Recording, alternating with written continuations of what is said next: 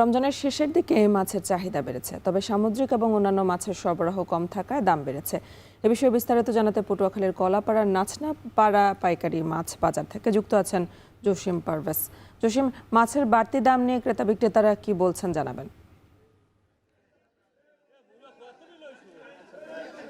এখানে কিন্তু এখন বঙ্গোপসাগর এবং নদ নদীতে অমাবস্যা এবং না আছে পূর্ণিমা, এই ডালা মৌসুমে কিন্তু মাছের সরবরাহ কম থাকে। সে কারণেই কিন্তু জেলেদের জালে মাছ, কাঙ্ক্ষিত মাছ ধরা না দেওয়ার কারণেই বাজারেও সরবরাহ কম রয়েছে। সে কারণেই কিন্তু ক্রেতারা চাহিদার তুলনায় তারা মাছ নিতে পারছেন না, আর বিক্রেতারাও জেলেদের কাছ থেকে তারা কাঙ্ক্ষিত মাছ না পাওয়ায় কিন্তু দামটা একটু বেড়েছে। তো আজ এই পাইকারি মাছ বাজার, পটুয়াখালী কলাপাড়ার যে নাচনাপাড়া পাইকারি মাছ বাজার, এখানে আমরা এসে দেখেছি যে ইলিশ মাছ আকার ভেদে 600 থেকে 1100 টাকা পর্যন্ত প্রতি কেজি বেচা বিক্রি হচ্ছে। এখানে প্রতি কেজিতে বেড়েছে 100 টাকা, এবং রুই বিক্রি হচ্ছে 360 থেকে 400 টাকা, প্রতি কেজিতে বেড়েছে 30 থেকে 40 টাকা। এছাড়া যে কাতল মাছ বিক্রি হচ্ছে 300 থেকে 350 টাকা, এখানেও বেড়েছে 30 থেকে 40 টাকা প্রতি কেজিতে।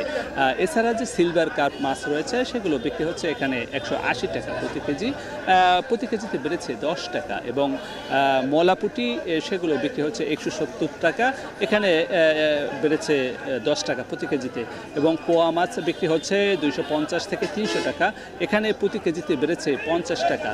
এছাড়া যে তেলাপিয়া রয়েছে, তেলাপিয়া বিক্রি হচ্ছে 120 থেকে 200 টাকা পর্যন্ত আকার ভেদে, এখানেও বেড়েছে প্রতি কেজিতে 10 থেকে 20 টাকা। এছাড়া যে পাঙ্গাস বিক্রি হচ্ছে 155 টাকা, প্রতি কেজিতে বেড়েছে 5 টাকা।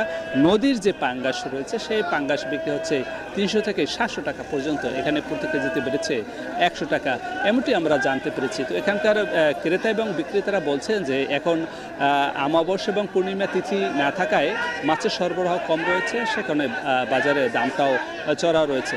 আর এখানকার যে পাইকাররা রয়েছেন, যারা মূল খরিদ্দার, তারা বলছেন যে এখানে মাছের দাম বেশি হওয়ায় তারা তাদের যে নিজস্ব হাট বাজারে আরও 50 থেকে 100 টাকা বেশি দরে বেচা বিক্রি করবেন, তবে ভোক্তা পর্যায়ে কিছুটা দাম চড়া হবে বলে এমনটি প্রত্যাশা করছেন। এই ছিল আমাদের সবশেষ এনি।